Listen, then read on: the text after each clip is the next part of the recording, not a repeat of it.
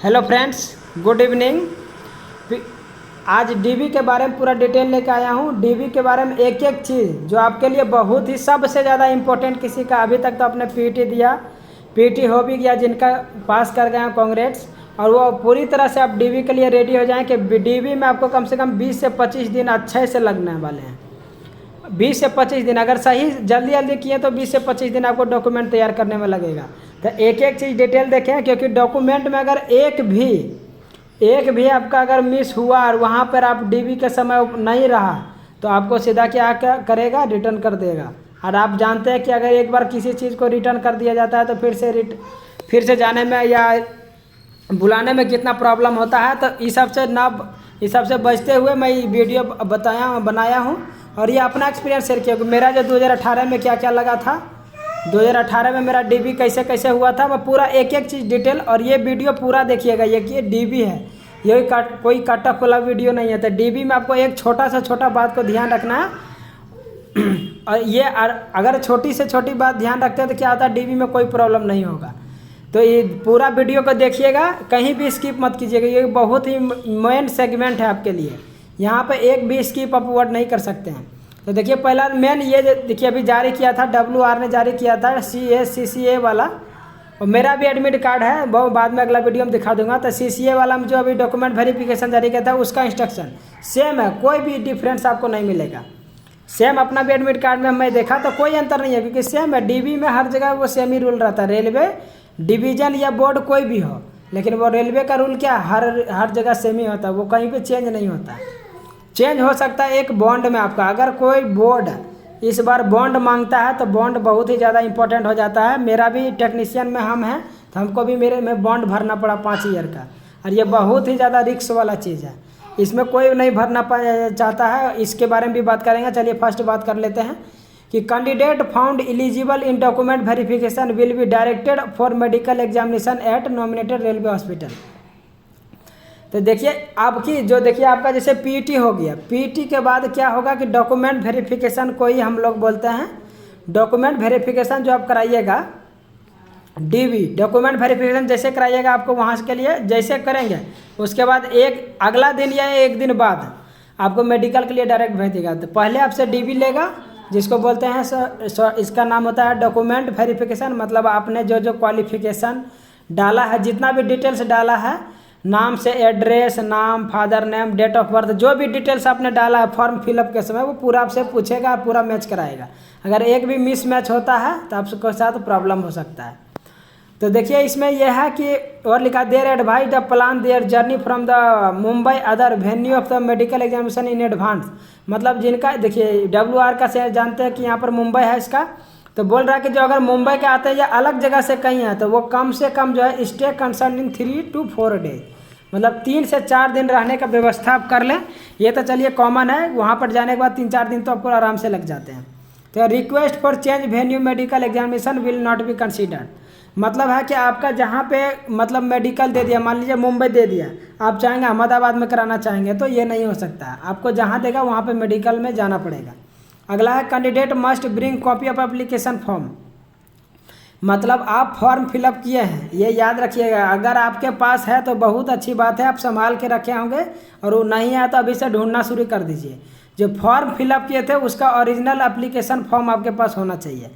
Candidate must bring application form following certificate in original with 2 sets of photograph of all document. जैसे application form तो एक होना चाहिए, साथ में सर्टिफिकेट इन ओरिजिनल आपको जो भी लेके जाना ओरिजिनल लेके जाना आपको।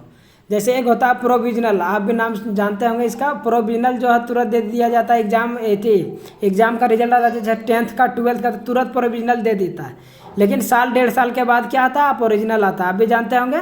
तो जिनके पास है वो ले लीजिए, क्योंकि प्रोविजनल उसमें कंसीडर नहीं करता है, आपको ओरिजिनल चलेगा। तो जिनके पास है वो ठीक है, और जिनके पास नहीं है जल्दी से अपना स्कूल या कॉलेज जाए, वहाँ से फटाक से अपना क्या करें कि वो ओरिजिनल सर्टिफिकेट स्कूल से लें। वो आ गया होगा आपको, साल 1.5 साल सभी का लगभग का हो गया, तो वहाँ पे आके स्कूल में रखा होगा, आप ले लेंगे। साथ में 2 sets of photo copy. 2 sets of क्यों, हम तो बोलते हैं कि कम से कम आप 10 सेट करा लीजिए।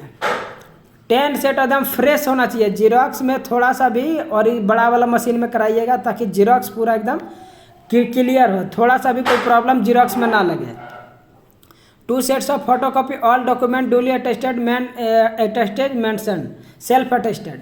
तो देखिए कि अलग अलग है, जैसे WR बोल रहा है कि सेल्फ अटेस्टेड, बहुत में आप लोग बोले, जैसे मेरा सिकंदराबाद में हुआ था तो उसमें बोला था गेजेटेड ऑफिसर। गेजेटेड ऑफिसर आप जानते हैं, गेजेटेड ऑफिसर का बोला था साइन होने के लिए, सभी सर्टिफिकेट का जीरोक्स के नीचे में गेजेटेड ऑफिसर का। तो अलग अलग बोर्ड डिमांड कर सकता है। आपको बता देते हैं सेल्फ अटेस्टेड में कुछ नहीं होता, आपका जीरोक्स है, यहाँ पे खुद आप साइन कर दीजिएगा, बस हो गया, नाम लिख देना। लेकिन गेजेटेड बोलेगा तो आपको गेजेटेड ऑफिसर जैसे क्या था, BDO, CO या सदर अस्पताल का जो मेन रहेगा डॉक्टर, वो रहता गेजेटेड ऑफिसर, या तो हाई स्कूल का नहीं, कॉलेज का जो प्रधानाध्यापक रहेगा वो गेजेटेड ऑफिसर रहता है, तो उससे आपको साइन लेना पड़ेगा। तो यहाँ पे सेल्फ अटेस्टेड है, जिनका गेजेटेड रहेगा वो गेजेटेड वाला करवा लेंगे, समझ गए होंगे। अगला देखते हैं कि marksheet and certificate of all educational and technical qualification mention in the application form और नोटिफिकेशन। मतलब है कि जो आपने मार्कशीट या सर्टिफिकेट या एजुकेशनल या टेक्निकल क्वालिफिकेशन, देखिए दो होता है, जैसे एजुकेशनल का मतलब हो गया 10th 12th और एक हो गया कि आप ग्रेजुएट किए होंगे, जिनका ग्रेजुएट हो वो ग्रेजुएशन। लेकिन टेक्निकल क्या, ITI जो डाले हैं ग्रुप डी में वो ITI का सर्टिफिकेट, या कोई BTech डाला है तो BTech ले लेगा, कोई MTech डाल दिया तो MTech वाला भी लेगा। तो जो टेक्निकल का मतलब हो गया ITI, BTech, डिप्लोमा, और जो ये वाला एजुकेशनल का मतलब हो गया 10th 12th ग्रेजुएशन, जो भी किया है MA BA जो भी, ये ले लेंगे, ये भी होता है इसका मतलब। Mention in the application form और नोटिफिकेशन, इसका मतलब ये है कि जो आप एप्लीकेशन फॉर्म में डाले हैं जो भी, वो पूरा आपको लेके जाना है। ये नहीं सोचिएगा कि हमको तो 10वें पर ये ग्रुप डी है, ग्रुप डी तो मेरा 10वें पर हुआ तो इंटर का क्या जरूरत है भाई। आप जितना फॉर्म फिलअप में डाल दिए हैं एजुकेशन सर्टिफिकेट, उतना आपको सारा ओरिजिनल और जीरोक्स लेके जाना है। ये नहीं कि हमको 10वें पर जॉब हो रहा है, पूरा लेके जाना आपको। अगला gazette notification and any legal document in case of formal change of name as mention in notification. मतलब हुआ gazette notification and any legal document, legal document को जो बोलते हैं, जो आपका सर्टिफिकेट अगर इन केस ऑफ कोई नाम चेंज है उसमें, तो मेंशन इन नोटिफिकेशन, अगर किसी तरह का कोई नाम चेंज है तो आप गेजेट एक एफिडेविट बना लेंगे। एफिडेविट बनता है, आप कोर्ट से जाके क्या चीज़ के वो सिर्फ कर सकते हैं, तो वो नाम और एड्रेस में वो आप करेक्शन कर सकते हैं, नाम और एड्रेस। और किस में नहीं किया, कभी नहीं हो सकता, अगर आपने कैटेगरी गलत भर दिया होगा तो आपको कोई मेंशन नहीं, सीधा रिजेक्ट कर देगा आपको। कैटेगरी नहीं चलेगा, डेट ऑफ बर्थ अगर आपने गलत भरा हो तो भी आपका नहीं लेगा, डायरेक्ट कैंसिल कर देगा आपका कैंडिडेचर, मतलब आपका वहाँ पे सीधा आपको बाहर निकाल दिया जाएगा। तो आप लोग ये सब गलती अगर जिनका किया है उनको तो प्रॉब्लम होने वाला, जो नहीं किया है लगभग लोग नहीं करते हैं, तो आपको ये सब ध्यान रखना। लेकिन नॉर्मल अगर कुछ गलत है तो इसे आप ठीक कर सकते हैं। NCVT, अगर NCVT या SCVT सर्टिफिकेट, मतलब NCVT मतलब हो गया जो नेशनल कन्वेंशन ट्रेनिंग सेंटर, जो आपका दिल्ली जारी करता है। NCVT होता है ITI का, SCVT हो गया जो स्टेट वाला कराता है, तो उसको STVT कहते हैं। तो जो अगर डाले हैं तो जो NCVT है वो NCVT वाला ले जाएँ, SCVT है तो NCVT ले जाएँ। Certificate of proof of the date of birth mention in the notification in absence of relevant date of birth certificate, candidature और candidate will be cancelled with date of birth will be not be considered as the valid document proof. अगर सबसे देखिए वो बोल रहे थे शुरू से ही कि डेट ऑफ बर्थ में किसी तरह का कोई कंप्रोमाइज़ नहीं होगा। अगर ये डेट ऑफ बर्थ सर्टिफिकेट का मतलब समझ रही है 10वां का होता है, अलग से बनवाना कोई ज़रूरत नहीं है। अगर अलग से बोलेगा तो वो आपका एडमिट कार्ड में मेंशन करेगा, DB एडमिट कार्ड में। ये 10वां का जो आपका 10वां का सर्टिफिकेट में जो डाला है आपका एज, वही आपका डेट ऑफ बर्थ माना जाता है। अगर किसी तरह का आपने फॉल्स या कुछ गलत डाला है तो सीधा आपका कैंसिल करेगा। शुरू से बोल रहे हैं कैटेगरी और डेट ऑफ बर्थ आप गलत नहीं कर सकते हैं। अगला है आपका कास्ट। देखिए आप डेट ऑफ ये हो गया, और ई नंबर का देखिए है कि एनेक्सर। आप लोग OBC तो ब्लॉक से देखे होंगे, OBC हो गया, SC हो गया, ST, लेकिन ये नहीं चलता होगी रेलवे में। रेलवे का अलग से फॉर्मेट आता है, रेलवे का अलग से फॉर्मेट आता है। OBC SC का अभी मैम आपको दिखा देते हैं कि कैसा फॉर्मेट होता है। तो रेलवे का देखिए अलग से फॉर्मेट है। आपको अगर इसमें आपको देखना है या आपको अगर देखना चाहते हैं ये वाला, तो हम अपना ये टेलीग्राम का लिंक नीचे डाल देंगे, वहाँ पर सारा का दिया हुआ है।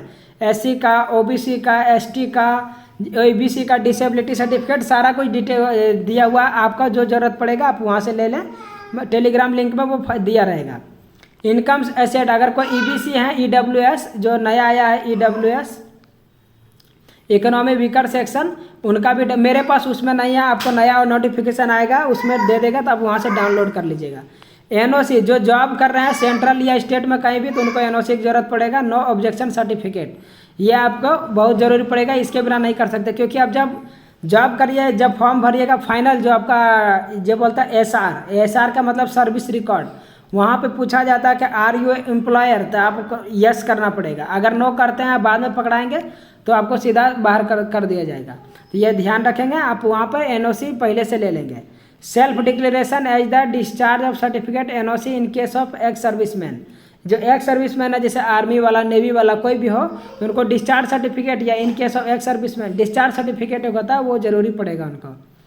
डिसेबिलिटी सर्टिफिकेट का बोले ये नीचे डाला हुआ, photo identity card mention in the any photo copy of both side Aadhaar card and original, मतलब आधार कार्ड तब जानते हैं कुछ भी आधार कार्ड जरूरी है दोनों तरफ का। Receipt of payment is the NF challan SBI branch, अगर कोई फॉर्म फिलअप करते समय अगर चालान से अगर डाले हैं तो वो चालान का कॉपी आपको स्लिप मांगेगा, ऑथराइज्ड पोस्ट ऑफिस से आपको चाहिए अगर, लेकिन हालांकि अगर कोई नेट बैंकिंग से डाला तो उसको कोई ज़रूरत नहीं है इस सब का, लेकिन कोई चालान से डाला तो उनको चाहिए। इनकम सर्टिफिकेट जो इकोनॉमी बैकवर्ड क्लासेज जो होता है ईबीसी, अगर कोई डाले हैं तो वो भी आपको सर्टिफिकेट ले जाना पड़ेगा। माइनॉरिटी अगर देखिए माइनॉरिटी होता है declaration number non judicial stamp annexure, ये भी देखिए एक सर्टिफिकेट होता है माइनॉरिटी वाला, आप वो भी आपको जो भरे हैं वो ले जाना पड़ेगा आपको। सेल्फ सर्टिफिकेशन बोथ ट्रांसजेंडर, ये ट्रांसजेंडर के लिए है, आपके लिए नहीं है। जम्मू कश्मीर का डोमिसाइल, अगर जो जम्मू कश्मीर से है वो क्या करें, वो जम्मू कश्मीर का डोमिसाइल आपको जरूरत पड़ेगा।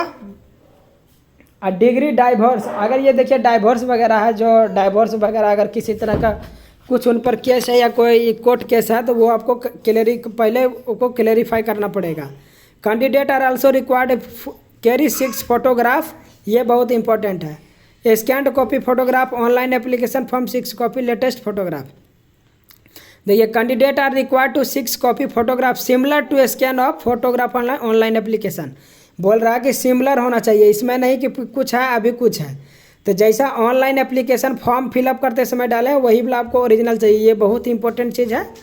तो बारी बारी सब पूरा बात समझ गए होंगे। चलिए मिलते हैं, वीडियो बहुत लंबा हो गया है, मिलते हैं नेक्स्ट वीडियो में। Thank you very much.